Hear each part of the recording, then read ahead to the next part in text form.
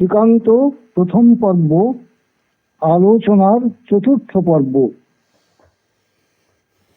রাতের বেলায় গানের আসরে পেশওয়াজ ও ওড়নায় বাইজিকে ঠিক চিনতে পারেনি শ্রীকান্ত, কিন্তু পরের দিন সকালে বাইজির আমন্ত্রণে তার পৃথক তাঁবুতে গিয়ে দেখে বাইজি একটা মূল্যবান কার্পেটের উপর গরদের শাড়ি পরে বসে আছে, ভিজে এলো চুল পিঠের উপর ছড়ানো। পিয়ারি যখন শ্রীকান্তর বাবা মায়ের খবর নিতে চাইল, তখন শ্রীকান্ত বলল, আমার সম্বন্ধে এত কথা তুমি জানতে চাইছই বা কেন, আর জেনেই বা তোমার লাভ কি? বাইজি রাগ করল না, হেসে বলল, লাভ ক্ষতি কি সংসারে সব? মায়া মমতা ভালোবাসাটা কি কিছু নয়? আমার নাম পিয়ারি, আমার মুখ দেখেও যখন চিনতে পারলে না, তখন ছেলেবেলার ডাক নাম শুনেই কি আমাকে চিনতে পারবে? শ্রীকান্ত যখন বলল, আমাকে চিনলে কি করে, সে কথা বোধহয় উচ্চারণ করতে দোষ হবে না, তখন পিয়ারি বলল, তোমাকে চিনেছিলুম ঠাকুর দুর্বুদ্ধির তাড়ায়, আর কিসে? তুমি যত চোখের জল আমার ফেলেছিলে, ভাগ্যি সূর্যিদেব তা শুকিয়ে নিয়েছেন, নইলে চোখের জলের একটা পুকুর হয়ে থাকতো বলে বিশ্বাস করতে পারো কি? এরপর পিয়ারি বাইজি যে রাজলক্ষ্মী, সে কথা শ্রীকান্ত বিশ্বাস করে আকস্মিক ঘটনা পরম্পরায়। সেদিন গান বাজনার বৈঠকে গল্পের সেরা গল্প ভূতের গল্প উঠে পড়ল।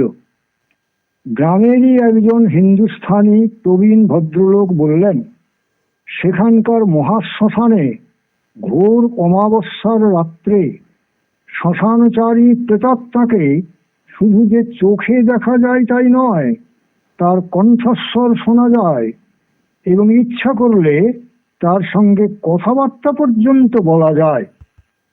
শ্রীকান্ত যখন বলল, যারা চোখে দেখেছেন বলেন, হয় তারা ঠকেছেন, না হয় তারা মিথ্যাবাদী, তখন ওই প্রবীণ ভদ্রলোক চ্যালেঞ্জ ছুড়ে দিলেন, আপনি আজ রাত্রে শ্মশানে যেতে পারেন?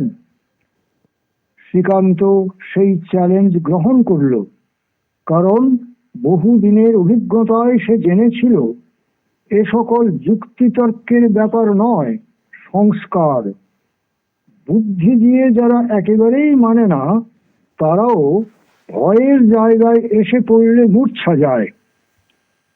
পিয়ারি বাইজি যখন শ্মশানে না যাওয়ার জন্য নানাভাবে চেষ্টা করে ব্যর্থ হলো এবং শ্রীকান্তর বিদ্রূপ বাক্য শুনল, তখন শ্রীকান্তকে বলল, কিন্তু তোমার এ খোঁচায় এত ধার নেই যে আমাকে বেঁধো, এ আমার ঈশ্বর দত্ত ধন।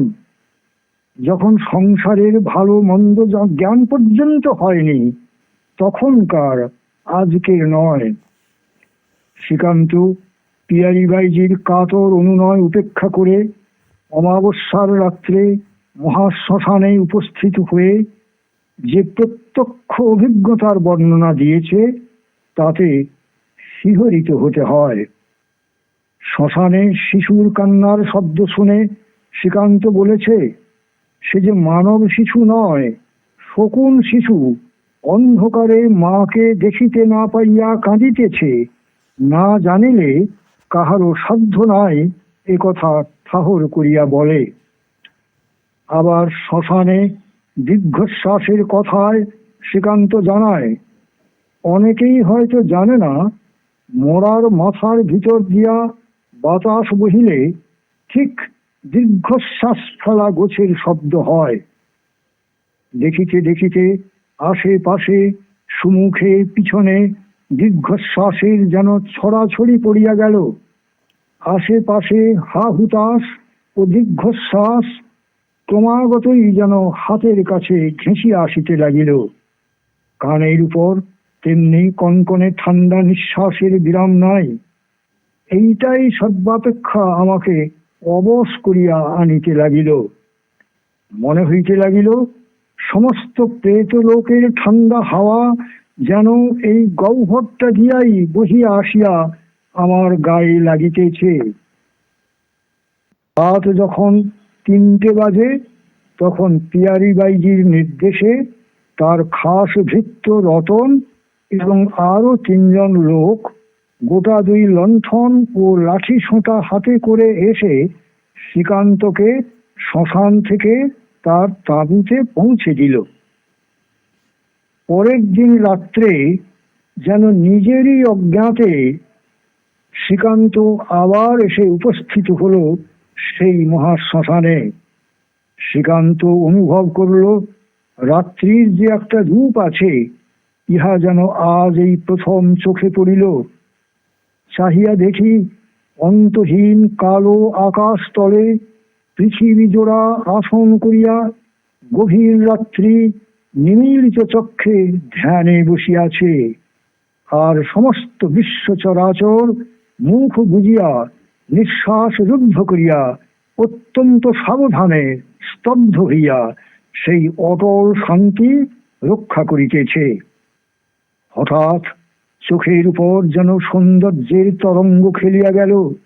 মনে হইল কোন মিথ্যাবাদী প্রচার করিয়াছে, আলোরই রূপ আধারের রূপ নাই। এত বড় ফাঁকি মানুষ কেমন করিয়া নীরবে মানিয়া লইয়াছে। এই যে আকাশ বাতাস স্বর্গ মর্ত পরিব্যাপ্ত করিয়া দৃষ্টির অন্তরে বাহিরে আধারের প্লাবন বহিয়া যাইতেছে, মরি মরি অমন অপরূপ রূপের প্রশ্রবণ আর কবে দেখিয়াছি। উপন্যাসের প্রথম দিকে শ্রীকান্ত জানিয়েছে ভগবান আমার মধ্যে কল্পনা কবিত্বের বাষ্পটুকুও দেন নাই, কিন্তু এখানে রাত্রির যে রূপ, অন্ধকারের এমন অপরূপ রূপ লেখক কথক আমাদের সামনে তুলে ধরলেন, তাতে যে কবিত্ব শক্তির প্রশ্রবণ বয়ে গেল।